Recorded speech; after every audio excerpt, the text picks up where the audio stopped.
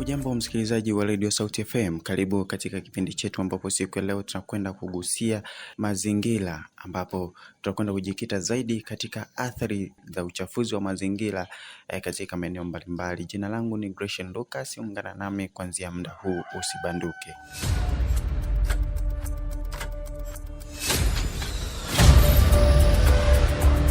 Jicho letu leo litakwenda kuangazia katika mtaa wa Malimbe jijini Mwanza, ambapo tutakwenda kuangalia ni kwa namna gani uchafuzi wa mazingira ulivyoweza kuathiri wananchi wa eneo hilo la Malimbe. Tumekutana na baadhi ya wananchi ambao wameweza kutoa maoni yao na wameweza kuzungumza juu ya swala la uchafuzi wa mazingira, na pia tukaweza kukutana zaidi kabisa na mwenyekiti wa eneo hilo, naye ameweza kuzungumza. Na sasa twende tusikie wananchi nini ambacho walisema juu ya athari ambazo walizipata kuhusiana na uchafuzi wa mazingira katika eneo hilo la Malimbe.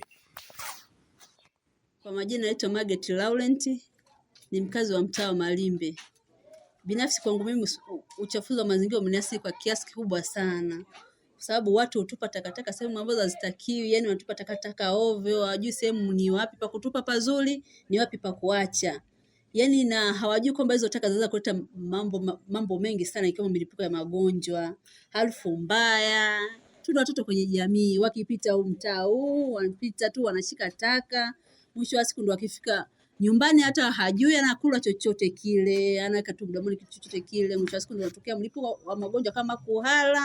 Yaani mtoto anapata magonjwa mengi sana kutokana na uchafuzi wa mazingira. Pia nao wafanyabiashara wa eneo hilo la Malimbe wameweza kuzungumza yao kuhusiana na uchafuzi wa mazingira, jinsi gani ulivyoathiri biashara zao kwa ujumla.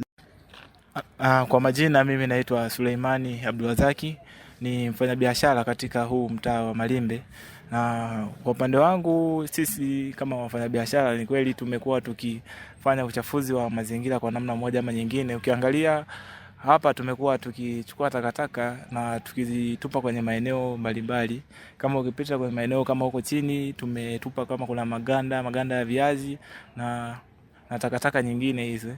Na jambo ambalo linapelekea uchafuzi katika maeneo hayo ya watu wengine, ambapo watu wanapata magonjwa. Lakini hii yote inatokana na kutupa hizi takataka kwenye maeneo yasiyo rasmi, licha ya serikali kuwa imeweka jitihada za kutuambia kwamba tutupe, lakini bado kuna wafanyabiashara wengine wamekuwa wakitupa takataka hovyo kwenye maeneo mbalimbali, jambo linaloongeza uchafuzi wa mazingira. Je, naye mwenyekiti wa eneo hilo la Malimbe ameweza kuzungumzia vipi juu ya athari zinazotokana na uchafuzi wa mazingira? Twende pamoja. Kwa mfano kwa mfanyabiashara na ndo moja wa watu wanaozalisha taka. Kwa mfano mfanyabiashara wa hoteli, hata waduka ndio kuna takataka zinazitoa nje kwa kuzifagia, baadaye anazipeleka kwenye sehemu nyingine, unaona. Lakini nafikiri hata wao pia wanaathirika sana. Kwa mfano maradhi hachagui, hawezi kuchagua huyu si mfanyabiashara, huyu ni mfanyabiashara, wote tunaathirika.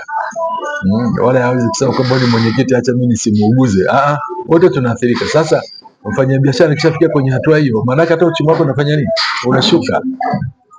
Unashuka kwa sababu ataugua haendi dukani, anaugua haendi kupika hotelini. Kwa sababu tena sasa ukitafakari sana inakuwa na uwanda mpana sana, kwa sababu utakuta hata huyu mwenye hoteli anaugua, anashinda kuwapikia wateja. Tena kwa mfano kama tunavyosema wanachuo watakosa sehemu ya kula, watapata njaa, watalipuka tena na magonjwa kama madonda ya tumbo kwa sababu watashinda bila kula. Kwa hiyo ni athari ambayo haitegemei mtu mmoja, kwamba ikishatukumba ni nini, ni wote.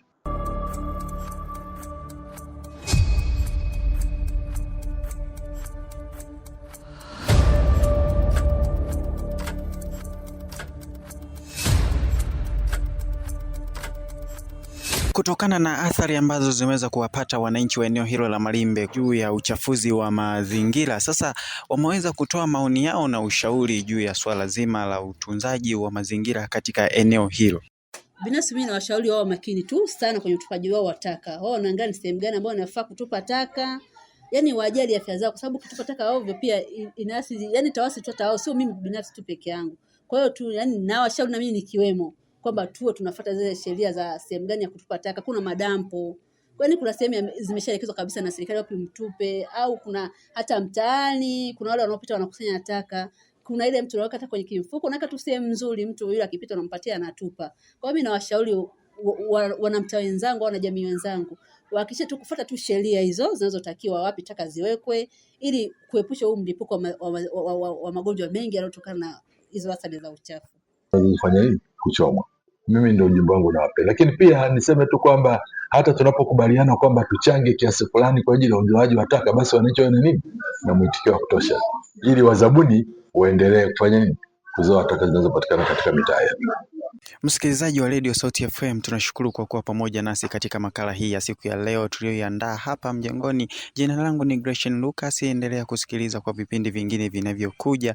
Asante sana.